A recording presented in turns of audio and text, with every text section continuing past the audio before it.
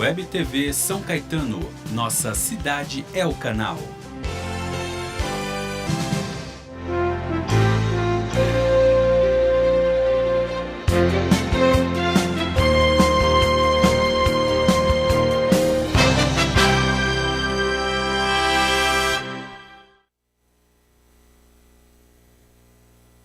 Um pouquinho sobre o denominado Marco Civil da Internet, que são algumas regulamentações quanto à utilização da internet. E o nosso convidado é o Dr. Marcos Cabelo. Boa noite, doutor, tudo bem? Boa noite, tudo bem. Doutor, explica pra gente um pouquinho o que seria esse tal marco da internet. Está todo mundo falando que o governo vai restringir, que isso é uma afronta ao direito à liberdade e tal. Explica pra gente o que seria esse Marco Civil da Internet. Bom, o Marco Civil da Internet, ele foi aprovado e recebeu o número, a lei é 12.965 de 2014, tá? E ele busca regulamentar as relações dos usuários da internet. Então ele se preocupa principalmente com a questão da neutralidade da rede, com os registros de acesso e a privacidade dos usuários. Essa regulamentação, ela serve só para os particulares, os usuários em si, ou envolve também governo, envolvem as empresas fornecedoras dos sites, por exemplo, fornecedoras de IP, do acesso à internet? Qual que é a abrangência dessa regulamentação? Não, a abrangência é geral. Ela regula desde os usuários e também os provedores, com relação, por exemplo, os provedores de acesso que tem que registrar, deixar guardados os registros dos seus acessos à internet, e os provedores de conteúdo também, que tem que registrar o log das suas utilizações. Mas basicamente seriam essas as mudanças? Ou existem assim, vamos estabelecer para os usuários, quais seriam a princípio? Eu sei que com o tempo as questões vão sendo sedimentadas no judiciário, a interpretação pode abranger, mas assim, a princípio, qual o benefício para o usuário em si, para a população em geral? Eu acho que o principal benefício é a questão de assegurar a intimidade, né? A intimidade do usuário. Ele não pode ter os dados violados. A lei prevê que a proteção da comunicação por e-mail, o sigilo dos seus acessos, os sites que você acessou, as conexões que você fez, só esse tipo de informação só pode ser passado para terceiros mediante ordem judicial. Então, essas informações, por exemplo, os sites, isso é uma questão muito íntima, os sites que você acessa, os e-mails que são, inclusive envolvem empresas, existem e-mails sigilosos, e-mails internos e tudo mais. Então, de uma certa forma, isso já existia uma proteção com o direito em geral. Hoje em dia, isso fortalece, exige algo mais forte das empresas que são responsáveis pelo armazenamento dessas informações? Então, na verdade, realmente o Marco Civil da Internet ele não criou nenhum crime novo, ele não continua valendo as disposições que já existem na Constituição, no Código Civil, no Código Penal, tá? O que acontece é algumas lacunas que havia na lei, que dependiam de interpretação ou de orientação do Comitê Gestor da Internet ou de interpretação do juiz, como a guarda dos logs, foi regulamentada. Infelizmente, essa guarda de logs de acesso, por exemplo, antigamente o Comitê Gestor da Internet sugeria que fosse guardado durante 3 anos o registro desses acessos. E esse era o entendimento também da maioria dos juízes, dos tribunais, porque nesse prazo de 3 anos é o prazo prescricional para você ingressar com uma ação contra o causador do dano. Agora, o Marco Civil veio regular essa guarda de logs e fixou o prazo de guarda de registro de acesso em apenas 6 meses. E a guarda de log de conexão por 1 ano. E doutor, a gente ouve falar muito sobre uma tal neutralidade da rede. O que seria isso?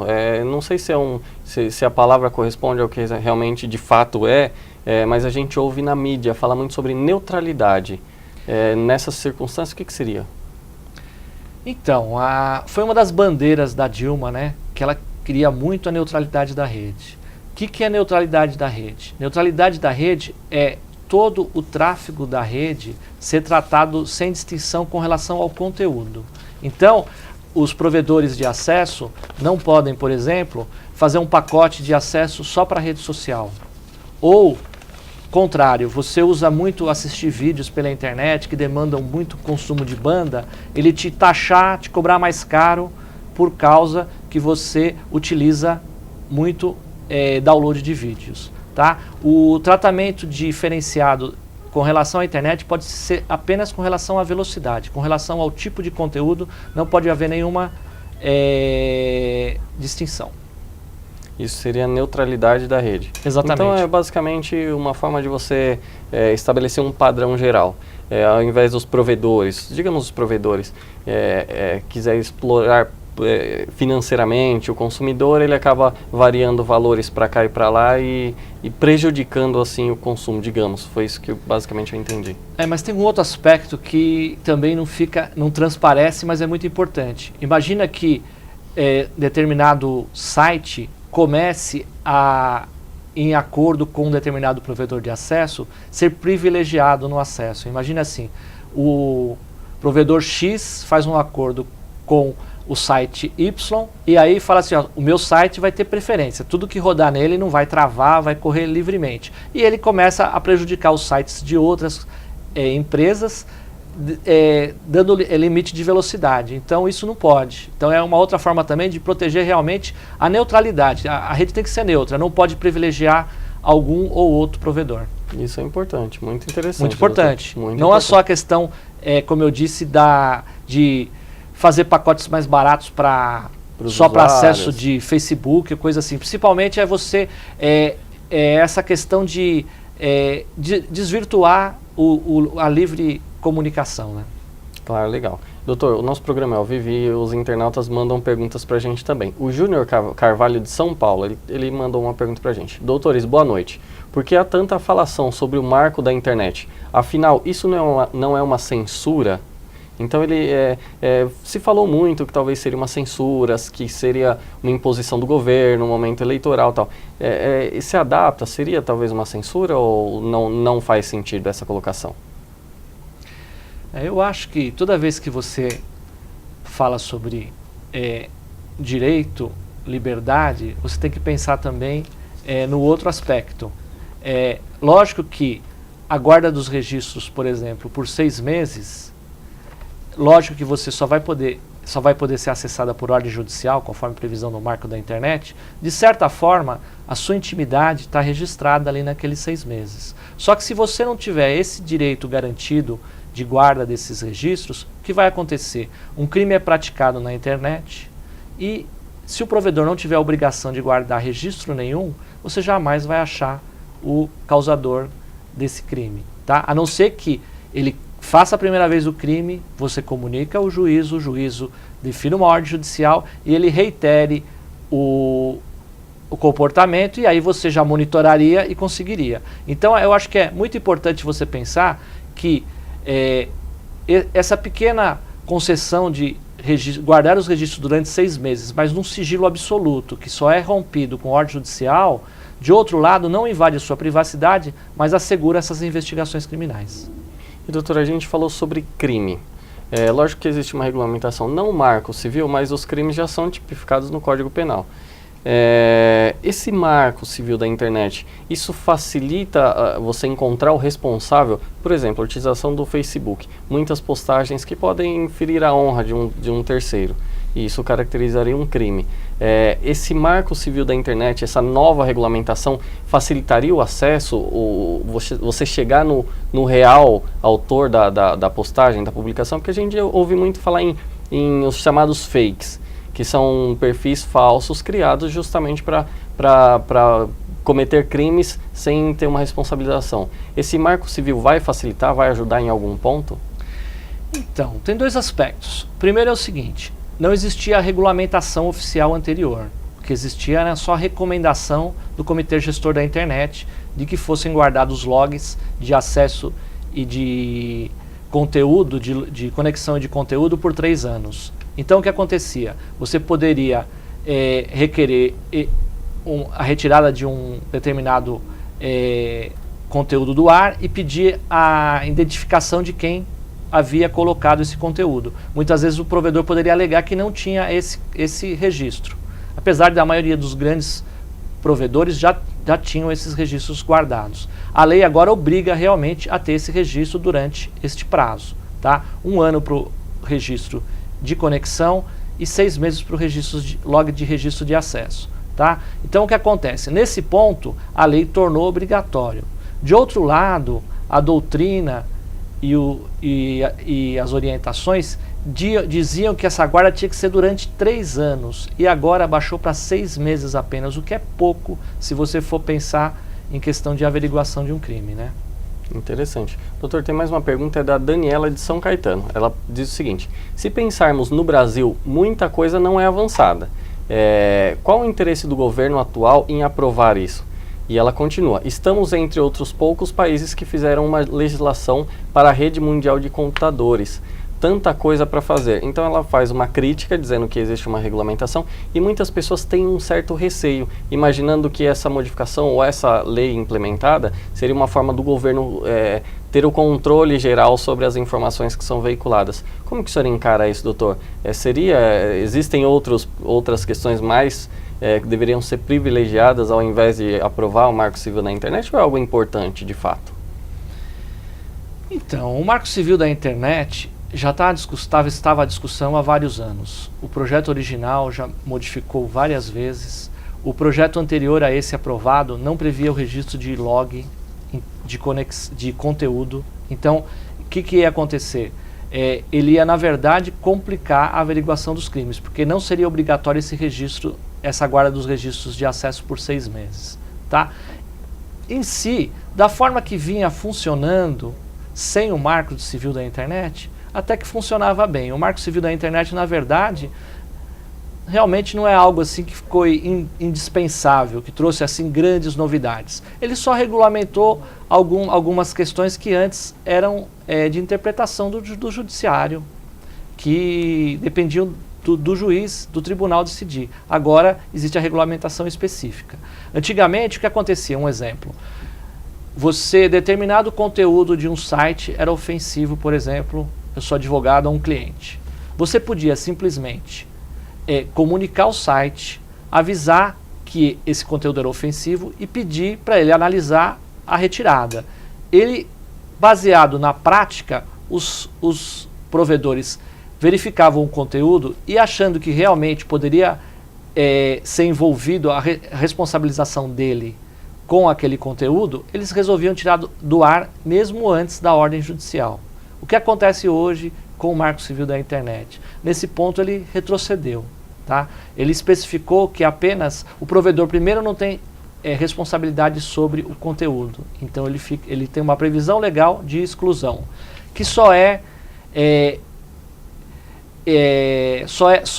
contrariada quando ele recebe uma ordem judicial e descumpre. Então agora ele está plenamente coberto. Enquanto não tiver uma ordem judicial para ele tirar do ar, ele pode simplesmente se negar. Então nesse ponto eu acho que foi um retrocesso.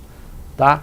Com relação à regulamentação do governo. Regulamentação do governo, eu acho que na verdade não influenciou, tá? Não tem diferença a regulamentação do governo na questão. O governo continua com a mesma situação, previsão legal, ela depende de ordem judicial para poder verificar os dados. Doutor, sobre esse retrocesso, é algo muito interessante, a gente vai falar. A gente vai a um rápido intervalo, mas eu vou trazer alguns exemplos práticos para a gente discutir. Eu sei que vai demorar ainda, porque vai demandar interpretação judicial, mas existem situações onde, por exemplo, o Facebook demanda uma certa urgência para você tirar uma determinada publicação. Mas a gente vai a um rápido intervalo e já volta para falar esse assunto. Bom, vamos a um rápido intervalo, até daqui a pouco.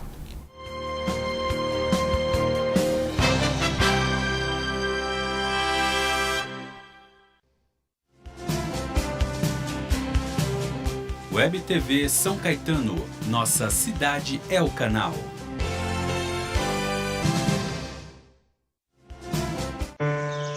O Brasil tem nas mãos uma oportunidade incrível de mostrar ao mundo como é possível virar potência econômica sem derrubar floresta. Sou Maria Paula, do Movimento Gota d'Água, e assinei a petição pela Lei do Desmatamento Zero.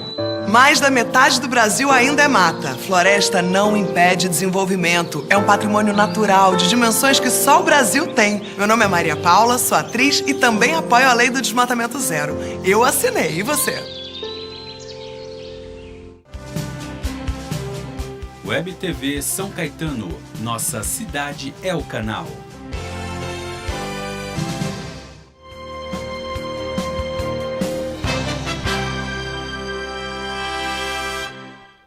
Voltamos ao vivo com o programa Dias Melhores. Hoje a gente está falando sobre o Marco da Internet, o Marco Civil da Internet, que é uma série de regulamentações para viabilizar ou para fazer uma intermediação entre a utilização da internet. É uma forma de colocar ordem na casa, digamos assim. E o nosso entrevistado é o Dr. Marcos Cabelo. Doutor, a gente estava falando antes do intervalo sobre algumas questões onde as postagens ou algumas publicações só poderiam ser feitas através de uma determinação judicial. Eu vou dar um exemplo prático para a gente chegar num consenso. Foi como eu expus antes do intervalo. Eu sei que vai demandar uma série de decisões judiciais para a gente chegar e sedimentar um entendimento. Mas no sentido, Facebook, por exemplo, existem algumas postagens ofensivas. Então publicou lá à meia-noite uma postagem ofensiva contra um terceiro. Essa pessoa se sente ofendida e hoje em dia existe a possibilidade de denunciar. Essa denúncia, muitas vezes o próprio Facebook vai lá e faz a exclusão. Se a gente pensar que hoje só com uma decisão judicial a gente tira, não causaria um prejuízo ao usuário, à sociedade como um todo? Então, eu concordo com você. O que acontece é que vai depender do procedimento que o Facebook vai tomar daqui para frente. Se ele mantiver inalterado o procedimento dele hoje, que você clica lá em denuncie, ele tem uma averiguação prévia, e se ele concordar com a sua denúncia, ele retira do ar, vai manter inalterado. Se ele for aplicar a letra da lei, ela só abre uma hipótese para exclusão do conteúdo sem ordem judicial, que está no artigo 21, que fala divulgação sem autorização de seus participantes de imagens, de vídeos ou de outros materiais contendo cenas de nudez ou de atos sexuais de caráter privado. Quer dizer, aquela vingança pornô. Tá? No caso de vingança pornô, nudez, você consegue, sem ordem judicial, pedir a retirada. E também, lógico, casos de pedofilia, que já constituem outro crime muito grave, que isso aí já é automático, os provedores já costumam tirar. Tirando essas hipóteses, se o Facebook quiser respeitar a letra da lei, ele vai poder deixar de até tirar o campinho de denuncie lá, porque ele só vai tirar com ordem judicial. Eu vejo essa situação, opinião particular, tá? Opinião pessoal, eu vejo como um fator muito grave. Porque à meia-noite de sexta-feira, uma publicidade ofensiva a uma pessoa. E aí a pessoa vai ter que aguardar, ou corre para o plantão judiciário no sábado, e vai ter dificuldade porque você tem que contratar um advogado, o advogado tem que fazer a peça e tem que chegar lá no juiz. Então, isso seria, meu ponto de vista, um retrocesso, de fato. Também vamos aguardar o entendimento do judiciário, vamos ver o que vai acontecer nesses próximos meses ou no próximo ano até começarem a surgir as demandas nesse sentido. E doutor, falando em Facebook, a Daniela agora há pouco mandou uma pergunta para a gente. Existe um certo receio da sociedade entendendo que talvez seja esse marco civil da internet, talvez seja uma forma de você ter o controle sobre a sociedade, evitar postagens ofensivas ao governo e vários outros tipos de postagens que até interferem na questão eleitoral em si. E a Dilma postou no Facebook dela uma mensagem querendo dizer que, na verdade, não é uma limitação. Vamos ver a postagem da Dilma? É falso. Comentário removido pelo governo brasileiro, pois foi considerado ofensivo, conforme determinação do Marco Civil da Internet. Doutor, isso é fato? Esse medo da sociedade existe algum sentido? Ou é boato e a gente vai... uma brincadeira política, digamos assim? Não. A animação que você mostrou na tela ali é perfeita. Tá? Aquilo é falso. Tá? Ali está dizendo que o Facebook disse que, conforme a lei do Marco Civil da Internet, aquele conteúdo foi considerado ofensivo. Poderia ser, nessa hipótese, no caso da vingança pornô. Tá? Alguém postou algo, algum vídeo, alguma coisa de caráter sexual nesse sentido, poderia ocorrer. Mas na prática, qualquer outra hipótese, todas dependem de ordem judicial. Então, como a Dilma colocou, realmente é mentira aquilo ali. Então o governo, na verdade, isso não cria um poder do governo sobre a internet, porque esse é o maior medo. É que o governo comece a monitorar, como houve o espião americano e tal. Então o medo das pessoas é que o governo comece a monitorar e restringir o seu direito de se expressar. Então isso é falso, não existe essa possibilidade. Como eu disse, antigamente já existia a guarda dos logs, antes do Marco Civil da Internet, normalmente até por um prazo maior, e o governo não tinha controle. A lei modificou apenas, regulamentou essa questão de registro de log, a questão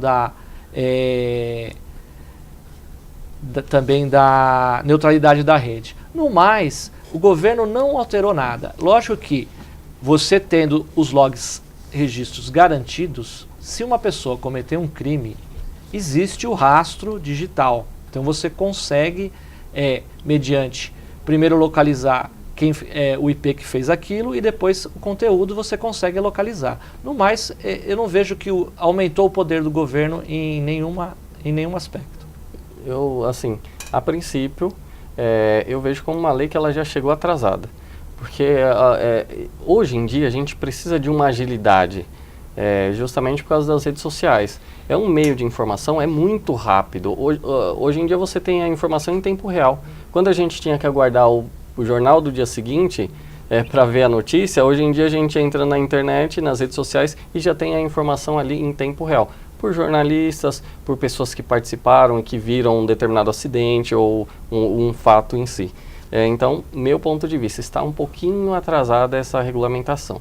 Vamos ver o que vai acontecer e o poder interpretativo também, se isso amplia, se não amplia, dentro dos limites da legislação, né? Doutor, e tem outra questão também, a questão da responsabilidade dos provedores, dos sites em si. Como é que fica a responsabilização deles? Responsabilização civil por um dano causado por um terceiro, por exemplo? Então, foi como eu disse, já afirmei numa outra resposta. Existe a previsão expressa de não responsabilização do provedor, salvo que ele descumpra a ordem judicial. Então, hoje, o lobby dos provedores deve ter sido grande para aprovar a legislação nesse sentido, tá? Então, ele não tem mais responsabilidade, ele não pode ser responsabilizado. Antes, o que você fazia? Você pedia, por exemplo, para o Facebook tirar um conteúdo ofensivo. E ele não tirava. Aí você era obrigado a entrar com a ação judicial. E você incluía o Facebook no polo passivo e disse, eu te adverti que esse conteúdo era ofensivo, pedi a retirada e você não fez. E aí você pleiteava para o judiciário a condenação tanto do ofensor, a identificação do ofensor, a condenação dele e do Facebook também. O que acontece? Agora, a previsão expressa de não responsabilização do provedor, a não ser que você tenha uma ordem judicial e ele tenha descumprido. Então, nesse sentido, realmente, a lei retrocedeu. Doutor, tem mais uma pergunta, é da Rita de Cássia de São Caetano. Rita de Cássia, que é minha amiga, inclusive. Um abraço, Rita. Ela pergunta o seguinte: boa noite, doutores. Minha pergunta é, quem sofre crime virtual foi de fato beneficiado pela nova lei? Está no ar, doutor. As pessoas querem acreditar que vai beneficiar algo, mas de fato vai? Então, como eu disse, eu acho que de uma forma geral, da forma que estava funcionando, funcionava bem, tá?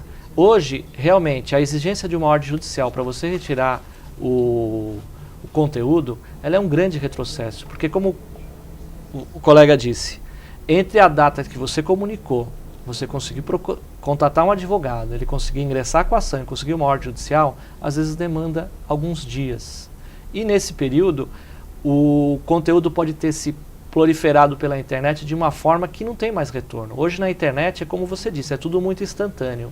Então, a rigor, apareceu uma notinha ali ofensiva e você, naquele momento, você comunicou ao provedor e ele já tirou, você tem muito mais chance de que ela não tenha multiplicado. A partir do momento que demanda horas, dias, vai ser muito mais complicado. Realmente eu acho que nesse ponto a lei do Marco Civil da Internet retrocedeu.